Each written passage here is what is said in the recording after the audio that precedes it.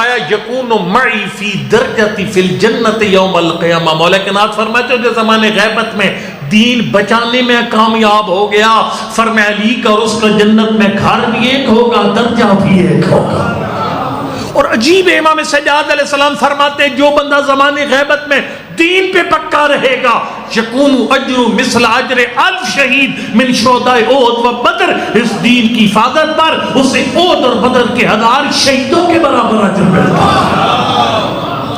میں تنگ نہ کروں آپ کو، دین کی حفاظت کی کیسے، جس کی معصوم نے ٹیکنیکیں بتائی ہیں. اب جو خواب پڑھتے ہیں بھئی، خواب آتی ہے بھئی امام صادق علیہ السلام علماء کو روکے ہوئے ہیں معاشر کے میدان میں، اور ذاکر جناب وہ سندھ پاس ہو کر بولو حسین کے ہتھوں وہ جنت جا رہے ہیں، ان سے حوالہ خود مانگیے گا. اور شیعہ مذہب بولیں گے جس کا عقیدہ خوابوں پر بنیاد ہے.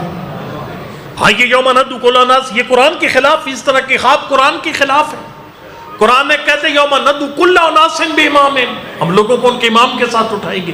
جب معصوم سے پوچھا گیا پانچویں امام سے مولا یہ لوگوں کے امام کے ساتھ اٹھنے کا مطلب کیا ہے، فرمایا یدعا کل اناس بامام زمانہم، ہر دور کے لوگ اپنے زمانے کے امام کے ساتھ اٹھیں گے. یا علی علیہ السلام قرآن کے خلاف، حدیث کے خلاف ٹینشن ہی کوئی دیں گے. اور یہ ہوتا کیا، یہ بھی بتاؤں میں آپ کو کیا ہوتا ہے. ایک عربی کا بڑا پیارا مقول ہے، الجہل معدن کل شر. یہ مہینے نا آپ کی کوئلے کی ادھر ہے نا کٹھے میں، اسے کوئلہ نکلتا ہے. ہمارے علاقے میں مہینوں سے یہ ادھر نمک نکلتا ہے، کوئلہ بھی نکلتا ہے، کہیں پر سونا نکلتا ہے، چاندی نکلتی ہے، یہ مہینوں سے. معصوم فرماتے ہیں کہ الجہل معدن کل شر، فرمائے جہالت ہر برائی کی کان ہے، روز نئی نئی برائیاں نکلتی ہیں. جی جہالت سے روز نئی گھبرا گئے ڈھیر، ٹھیک ہے، نئی برائیاں نکلتی ہیں. میں آپ کو بتانا چاہتا ہوں جن علماء کو بعض دوست نے کھڑا کیا ہوئے معاشر کے میدان میں، ان کا مقام کیا ہے.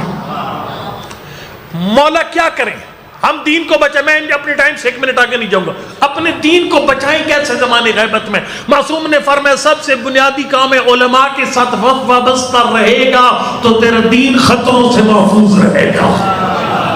علماء کے ساتھ وابستہ، ٹائم سے آگے نہیں جاؤں، نو ٹینشن، بالکل ٹائم سے آگے نہیں جاؤں گا. فرمایا علماء سے وابستگی.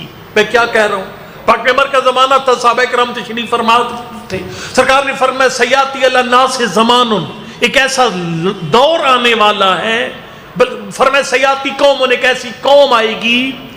سرکار فرماتے یکون اجر رجل واحد منہم یعدل اجر 50 منکم. اس زمانے کا کوئی مسلمان مومن جب ایک نیک عمل کرے گا وہ میرے 50 صحابہ کی اسی نیکی کے برابر ہوگا. صحابہ کرام نے کہا اللہ کا نبی یہ خوشاب والے لوگوں کو ہاں فرمائے بالکل. خوشاب کے لوگ جب ایک نیکی کریں گے پھر 50 صحابہ بھی نیکی کے برابر ہوگی. زور آج آپ نے پڑھی ہے نا، زور ہے. اب یہ آدھا گھنٹہ میں نے پڑھنا ہے، آدھا گھنٹہ میری طالب علم کی مجلس سنیں گے آپ. تو یہ پاک پیغمبر کے 50 صحابی آدھا گھنٹہ مجلس سنیں تو پھر برابر ہوتا ہے کام. سمجھ آئی کیوں نہیں ہے؟ آپ کی ایک نماز 50 صحابہ کی اس نماز کے برابر. صحابہ کرام نے کہا کننا معک ببدر و حنین، بدر و حنین میں ہم آپ کے ساتھ تھے. وقت نزل فینا قرآن بھی ہمارے زمانے میں اترا. خوشاب میں نہ قرآن آیا نہ خوشاب والے کسی جنگ میں آپ کے ساتھ ہے، تو ان کا درجہ اتنا بلند کیا ہے؟ سرکار نے فرمایا لِأَنَّكُمْ لَوْ حُمِّلْتُمْ مَا يُحْمَلُونَ لَمْ تَصْبِرُوا صَبْرَهُمْ. اللہ خوشاب والوں سے ایک ایسا امتحان لے گا اگر تم سے لیتا تم صبر نہ کر سکتے. مولا وہ کیسا امتحان ہے، اگر خوشاب والوں سے لیا جاتا وہ صبر نہ کر سکتے. سرکار نے فرمایا تم مجھ پر ایمان لائے لیکن مجھے کیا کرنا پڑا تمہیں مطمئن کرنے کے لیے. کبھی ٹھوکر مار کے حکم خدا سے موتا لگایا، کبھی سنگریزوں نے میرے ہاتھوں پر کلمہ پڑا، کبھی درخت زمین کا سینہ چیر کر میری رسالت کا گواہ بنا، کبھی انگلی کے اشارے سے ڈوبا ہوا سورج پلٹا، کبھی چاند کو لوگ ٹکڑوں میں تقسیم کیا. فرمایا میرے 4444 معجزے دے